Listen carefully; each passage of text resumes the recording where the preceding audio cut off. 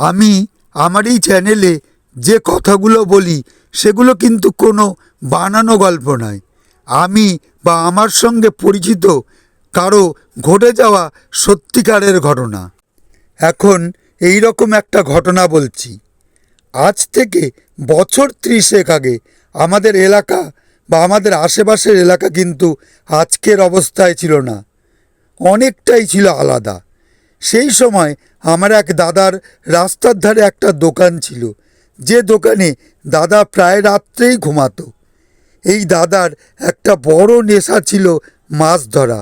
কখনো নিজে ছিপ দিয়ে বা আশেপাশের পুকুরে মাছ ধরতো, বা কখনো বা একটু রাত থাকতে যেসব জেলেরা মাছ ধরতে যেত তাদের পিছন পিছন গিয়ে তাদেরকে একটু সাহায্য করত।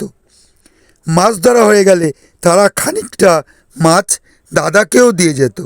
এইভাবেই এমন জানাশোনা হয়ে গেছিল যে জেলেরা মাছ ধরতে যাওয়ার সময় দাদাকে ডাক দিয়ে নিয়ে যেত।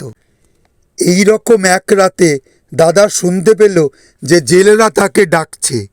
দাদাও উঠে জেলেদের সঙ্গে কাছেই একটা পুকুর পাড়ে গিয়ে দাঁড়ালো। তারপর যথারীতি জেলেরা জাল, মাছ রাখার হাঁড়িগুলো নিয়ে জলে নেমে গিয়ে মাছ ধরে হাঁড়িতে ভরতে লাগলো। আর আমার দাদাকে বারবার ডাকতে লাগলো পুকুরে নামার জন্য। কিন্তু দাদা আগে কোনোদিন পুকুরে নামেনি, তাই যতই ডাকাডাকি করছিল দাদা বলল যে না, আমাকে উপরে উঠে এসে মাছ দাও, আমি জলে নামবো না, আমি সাঁতার জানি না। তারাও জলে নামানোর জন্য অনেকবার ইশারা করে ডাকতে লাগলো। হঠাৎ দাদার পিঠে একটা হাত ঠেকতেই দাদা চমকে উঠে দেখলো একজন পরিচিত লোক বলছে, কিরে তুই এত রাতে এখানে কি করছিস? দাদা বলল, এই তো জেলেদের সাথে মাছ নিতে এসেছি। কোথায় জেলেরা? দাদা ঘুরে দেখলো পুকুর একেবারেই ফাঁকা, শুনশান।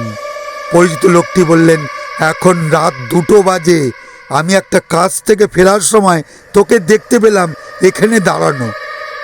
দাদা সেদিন বাড়ি ফিরে এলো এবং তার প্রচণ্ড জ্বর এলো।